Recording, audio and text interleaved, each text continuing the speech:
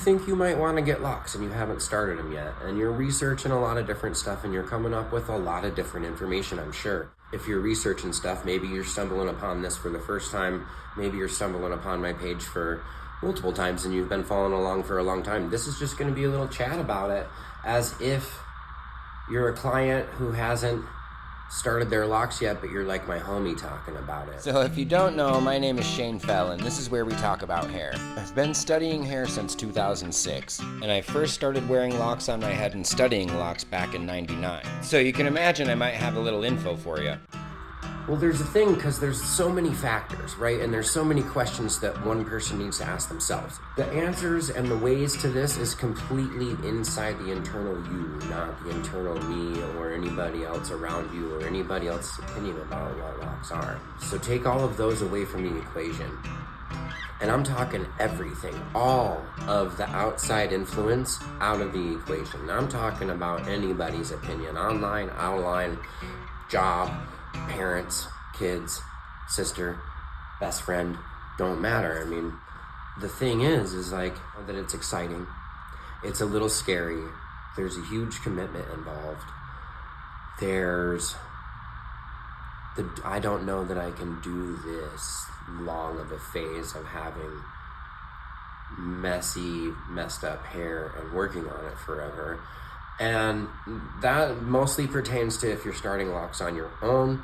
If you're getting crocheted locks, there's a whole different thing to that, and they're pretty freaking rad right away as far as going through this messy phase. They do still go through entire phases of everything because the hair still has to catch up to itself. The hair still has to mature and become mature locks, where it swells and contracts and gets into its places and becomes a mature lock. That's a whole different discussion. With crochet, it starts you out already formed round locks, where twists start you out in a style, but you still have to wait for the buds to form and the locks to actually form, and that takes a very long time. And then on the other side of that fence, with your more straight and wavy hairs, where you're back combing, separating, and palm rolling constantly, that takes just as long as the budding process. They're both doing essentially the same thing. Whatever way you choose to go, that's upon you as well. That commitment to it.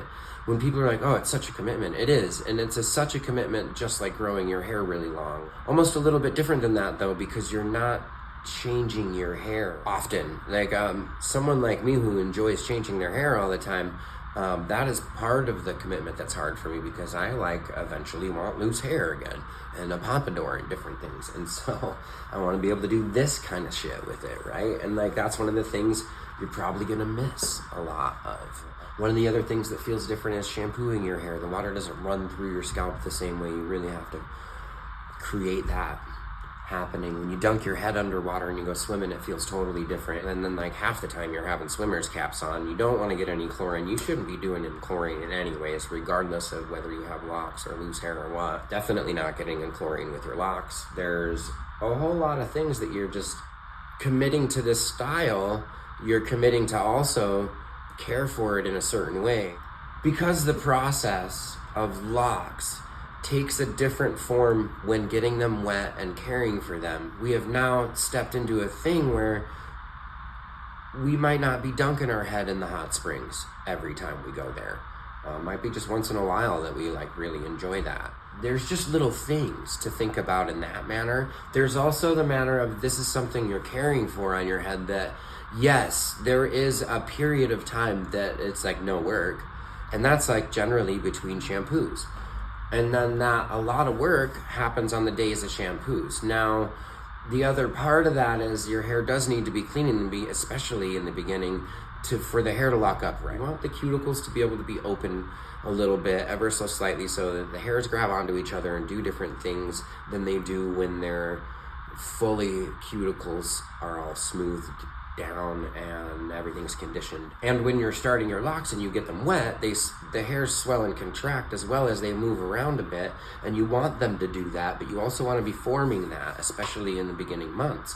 And so there is a commitment of caring for it in a certain way, especially in the beginning. In the beginning, there's more stuff daily and ritually that you're doing than there is later on in the journey. There's a lot more separating in the beginning. There's a lot more putting your hair up in buns and different stuff. There's a lot more separating in the beginning. If you've started them on your own, there's a lot more palm rolling.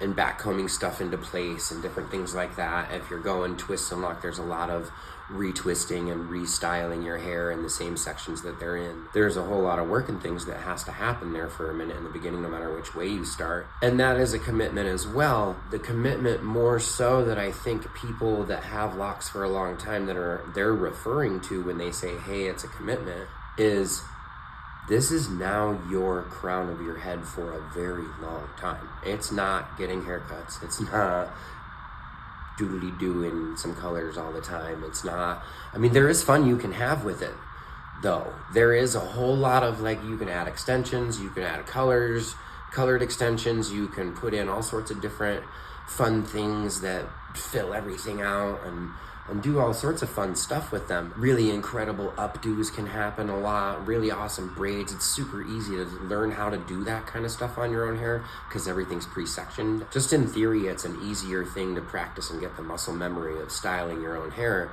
once you have locks, and that's really a good thing to be doing in the beginning anyways. One, you're catching muscle memory a whole lot with your locks, getting to know them really well.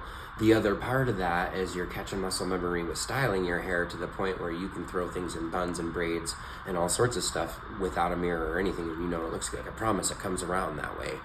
After you've been frustrated in the mirror quite a few times, throwing your hands up in despair, except for you can't because your shoulders hurt too fucking much after having them up above your head. It feels like you've been hanging drywall all day just trying to get an updo. I understand. And eventually that'll get better too. But those are the things you want to be doing in the beginning. Those two things are commitments. And I know that in the beginning we focus more on that first year commitment. How much stuff am I going to be doing kind of stuff commitment. There is that for sure. But you can do that. Anyone can do that. If you can go to a job every day, pretty sure you can freaking take care of your hair every day. It's pretty easy. But like, and especially if you're going to a job you don't like I bet you can do something you love and it's like fulfilling for you a couple of minutes a day for a couple of years, and then have this thing that's extremely low maintenance and beautiful often all the time. And not only that, but you have this beautiful conversation piece on your head that's this beautiful crown of something that you've made over the years, created. That's where this journey is something. That headspace happens very clearly in the beginning because we go through these ego deaths in that first year of caring for something that we don't even know why the hell we just did this kind of thing. And so don't be scared of all that stuff. If you're contemplating getting locks, twists, crochet, backcombing them at home and palm rolling them in, and maybe even twist and rip and backcomb and palm roll, maybe under your beanie or under a lock sponge and then separating and twisting with your fingers at short hair. These are all viable ways of catching locks. They all take work, and no matter which way you're contemplating doing it, there's going to be something you'll want to be doing with them on a constant basis in the beginning, no matter what. And then not only that, this is your hair for a long time that you're creating and adorning and making. It's going to be, it is this thing, but it's also this thing that's been there for 10, 15, 20 years. Like, that's the commitment. Can you wear that for 20 years? And I say that trying to put myself more in your shoes than in mine, because I'm the hairdresser that, like, before I was even doing locks for a living, had 3 sets of dreadlocks on my head. In fact, no, it was more like 6 at that point in time, if you include a couple of the ones that I took out when going into trammeling or going in front of a judge or whatever. There was a few sets in there that I took out like that. Doesn't really matter about all of the history of those things. It's coming from a person who's had many sets of locks on their head and will have another set soon. So from that point of view, like, in my opinion, it's like, if you think about getting locks, just go do it. Like, who gives a fuck about what anybody else thinks? Just go fucking get them, man. Like, can you commit to it? I don't know, try it. What's the worst that can happen? You don't? That is like the worst that could happen, right? And then in that sense, it's like, how much do you want to commit to it? Because there's the luxury way of going with crochet or a loctician that's twisting out all the time. And then there's, you know, doing the majority of the work on your own, which is a beautiful way, but also very strenuous. And then there's also crosses in between those things. And it's like, think about how you might want to do that and who you might want to have involved in that with you. Is it only you? Is it you and your partner? Is it you and your best friend? Is it like, I mean, there's hundreds of different ways. Is it you and your loctician? And if that's the case, then get to know your loctician just a little bit. I'm not saying ask them to coffee or something, but definitely go try to get a consultation. Like, if you're not asking for a consultation first and you're just like, let's go get locks, I wouldn't get locks from that person. Consultation, get to know this person. This person's literally adorning the crown of your head and working with the crown energy of your head for multiple hours at a time. And do they know what they're doing, or are they just ruining a whole bunch of shit by breaking it with a crochet hook or something like that? Because the truth is this stuff takes a whole lot of muscle memory to figure out how to weave little teeny tiny single hairs. Have you ever seen old ladies that make doilies? No, there isn't any anymore, but they used to crochet doilies with this same crochet hook that we use. And so if there isn't a good amount of muscle memory and understanding of protective styles and protecting the hair, there's going to be some maximum breakage happening no matter what at that point in time. And then inside of that, no matter what, I'm like multiple years into being a loctician, and I know that there's breakage inside of there, even though I know I'm very careful and very seamless with my weaving, that I still get broken hair inside of that lock. I know that because I've combed some out recently that had been done within the last 6 months because of a scalp condition that started coming back with this client. And so we had to get them out just so that she could have a free scalp. And it's very sad that we had to do that. And at the same time also taught me that, like, no matter how much I think I'm doing some perfect stuff, there is broken hair in there.